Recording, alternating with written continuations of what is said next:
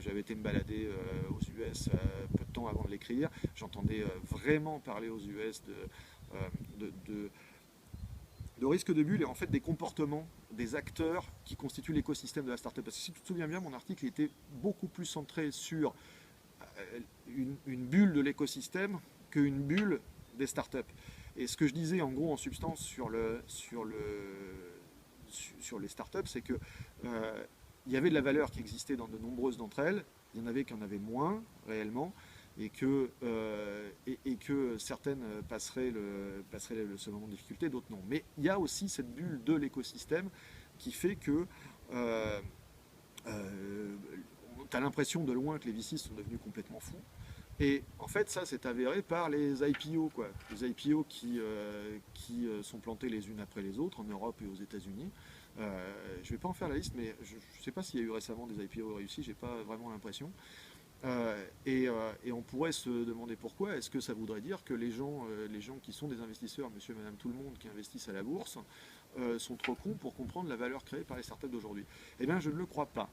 Je ne le crois pas parce que je développerai ça dans mon article, mais je pense que les usagers d'aujourd'hui ne sont pas les usagers de 2000 et qu'ils attendent une valeur. Et je pense que quelque part, on est dans le spéculatif chez de nombreux VCs, on est dans le concret quand on passe la barrière de l'IPO.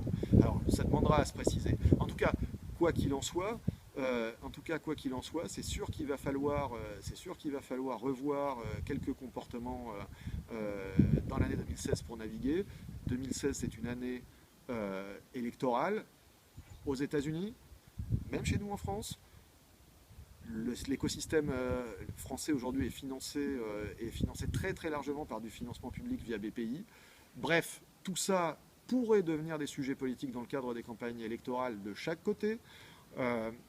Il y a en Californie des mouvements anti-start-up, on commence à voir ici et là des petits start-up bashing qui commencent à apparaître. Bref, je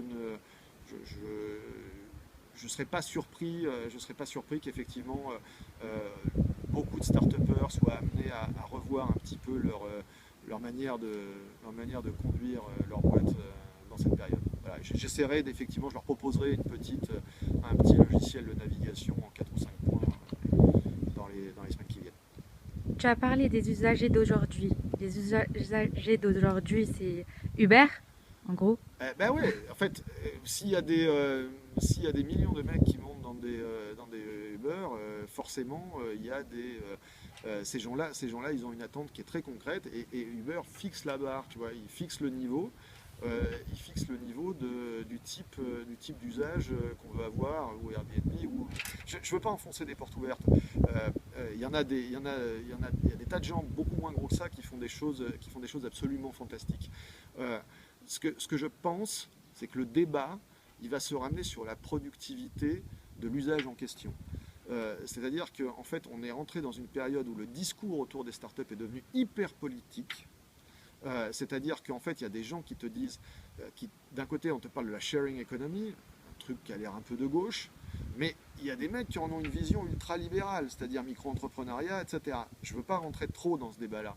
Mais quand tu vois ça, forcément, dans une campagne électorale, dans des choses comme ça peut de plus en plus faire débat.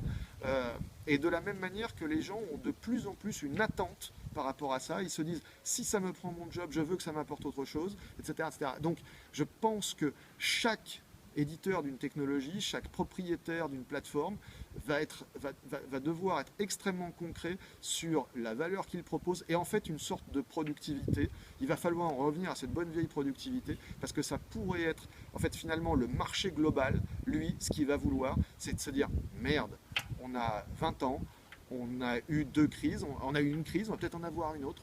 Pourquoi est-ce que on n'aurait pas le droit de demander une vraie productivité à ce moment-là aujourd'hui?